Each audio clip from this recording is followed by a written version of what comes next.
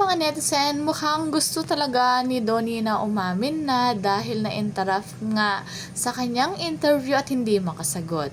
At talagang to the rescue nga si Bel Mariano. Sabi nga ni Donnie, may gusto ka bang sabihin? At dahil napakagaling magpalusot ni Bel Mariano, kaya nakaya nila. They are so secure with each other. It really showed that what they have is too scared to be treated as an on-screen pairing anymore. They are stepping into solo projects not deep apart but because they want to let each other grow independently. They don't need a public relationship label to prove anything anymore. Calling each other soulmates, they just told the world that they bound for life regardless of what cameras are rolling. Ko ready na si Donnie umamin, inaantay niya lang si Bel.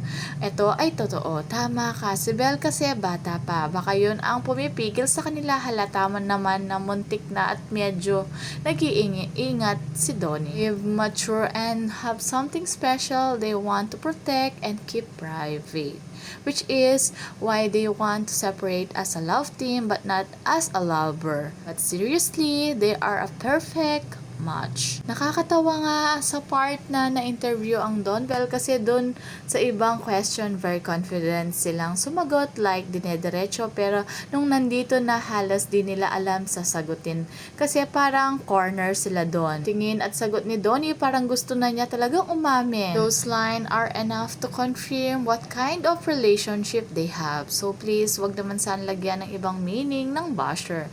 Let Donnie and Bell grow and let them be happy. Our love for each other, grabe naman. Di ko maintindihan nito. Super proud of Don Bell. Iba't iba sila sa previous love team na hinawakan ng ABS-CBN.